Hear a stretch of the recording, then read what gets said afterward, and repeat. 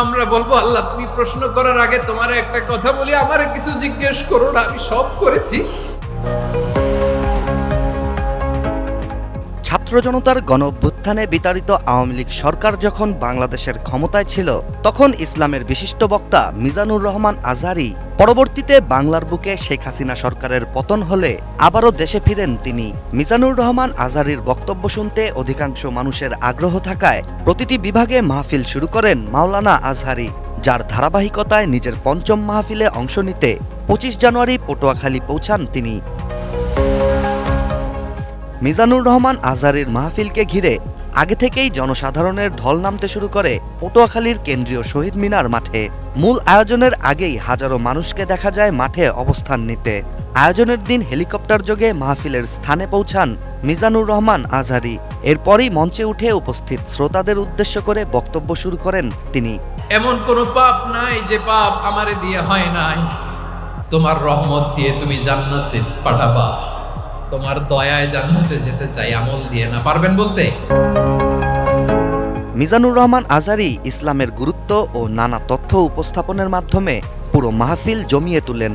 বক্তব্যের এক পর্যায়ে কিয়ামত নিয়ে আলোচনার সময় কেঁদে দিতে দেখা যায় আজহারীকে।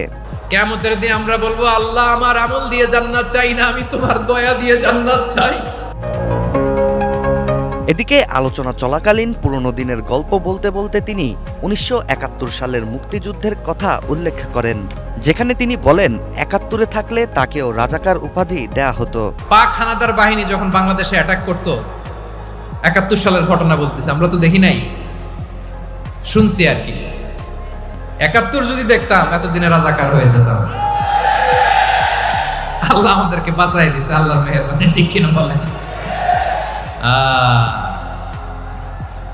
মন মতো হইলে মুক্তিযোদ্ধা, মন মতো না হইলে রাজাকার। কত কিছু দেখলাম। এছাড়া তিনি আওয়ামী লীগকে ইঙ্গিত করে আরো বলেন, মন মতো হলে মুক্তিযোদ্ধা আর মন মতো না হলেই রাজাকার। এই শাহবাগের বুকে আল্লাহ 71 সালে দেখি নাই, আমরা শুনেছি পাক হানাদার বাহিনী জিজ্ঞেস করত মুসলিম না অমুসলিম চেক করার জন্য, বলতো কালেমা বল, কালেমা বাতাও। তো যারা কালেমা বলতে পারতো পাকিস্তানি বাহিনী নাকি ওদেরকে ছেড়ে দিত, শুনেছি। তো একজনকে, এক বাঙালিরে পেয়ে তার মাথার মধ্যে বন্দুকর নল ধরে বলতেছে কালেমা বল সালে, কালেমা বাতা, কালেমা বল। তো ভয়ের চোটে এই দোয়া পড়া শুরু করছে। ও পড়তেছে লা ইলাহা ইল্লা আনতা সুবহানাকা ইন্নী কুনতু মিনাজ জালিমিন।